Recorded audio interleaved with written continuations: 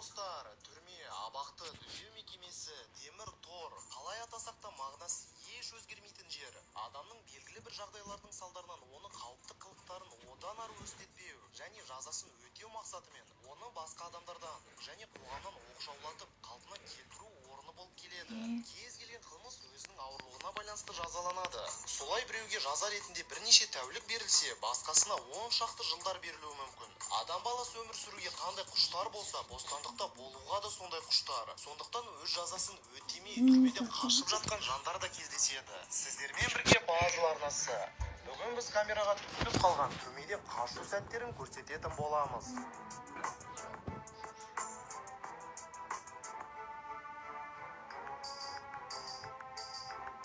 Достар, білесіз бе, шын өмір телехикаялардан немен ерекшеленеді? Өмірде тап қазір пайда болған мақсатты жүзеге асыру үшін бірнеше маусымның қажеті жоқ. Солай қашып кету атты хикаядағы Майкл Скофилд есімді кейіпкер 5 маусым бойы неға қонып шықпайтын қашу жоспарларын ойлап тауып жатса, шын өмірде ұрлық жасау бойынша ұсталынған ресейлік азамат полиция бөлімшесіне кірген бойда кішкентай терезеден қашып кетті. Бөлімшедегі қызметкерлер ұрыны қаншалықты ұстап қалайын десе, түрмеге отырғысы келмеген қылмыскер жұлқынып босап сәтті қашып кетті.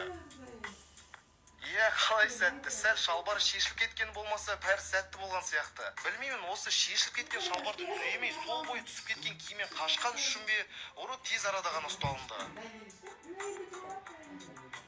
Бейнебақылау камерасына түсіп қалған бұл жағдай 2015 жылы Румыния елінде болған. Түрме қызметкерінің қаралымен серуендеуге шыққан қылмыскерлердің бірі кенеттен жүгіріп келіп, қоршаудан секіріп қашып кетеді. Серуендеуді дұрыс бақылай алмай қалған күзетші бекітулі тұрған қақпаны ашып, қашқанның артынан жөнеле түседі. Аяқ астынан керек кезде, керек уақытта пайда болған екінші қылмыскер ерекше сәті түскен жағдаймен қолданып, ойланбастан қашып кетеді. Осылайша кәдімгі серуендеу екі қылмыскердің қашып кетуімен аяқталады. Десе де жоспарланбаған түрмеден қашу сәтсіз аяқталып, қылмыскерлер алдындағы жазасын үстіне тағы бірнеше жыл алып, әйтеуір бір тынышталады.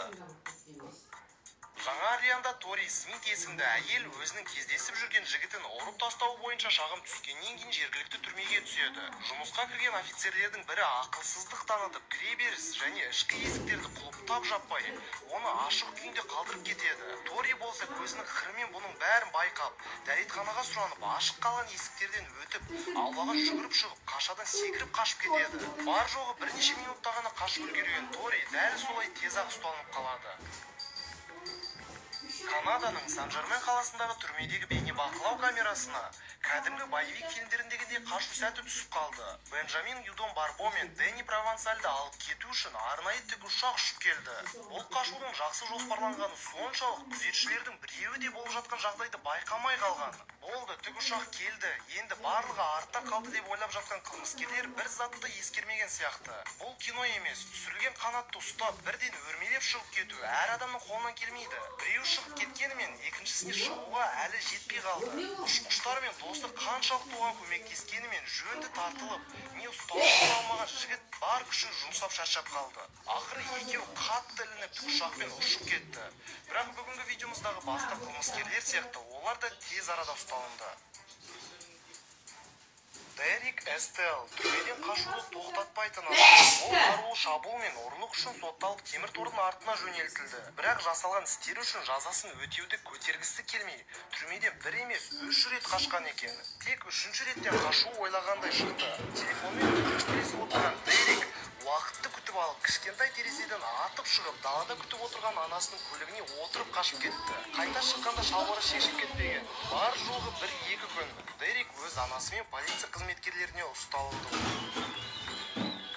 Калифорнияда 3 аса қауіпті қылмыскер түрмеден қашып, барлығын өз ұялы телефондарының камерасына естелік ретінде түсіріп алған. Олар түрмедегі вентиляциясының шахтасынан шатырға шығып, кейін көрпелерден жасалған арқанмен аулаға түсіп қашып кетті. Ол аз болғандай көздеріне түскен көлікті айдап кетіп, жүргізушіні кепіл тұтқын етіп алды. Бірақ таң атысымен барлық қылмыскерлер камераларына қайтарылып, түрмеде отыру мерзімін тағы бірнеше жылға көбейтіп жіберді. Ал осы видеоны көрген түрменің басшылығы қылмыскерлердің ақымақтығына таң қалды. Себебі олар түрмеден қашуын влог тәрізді етіп түсіріп мәз болып жүріпті.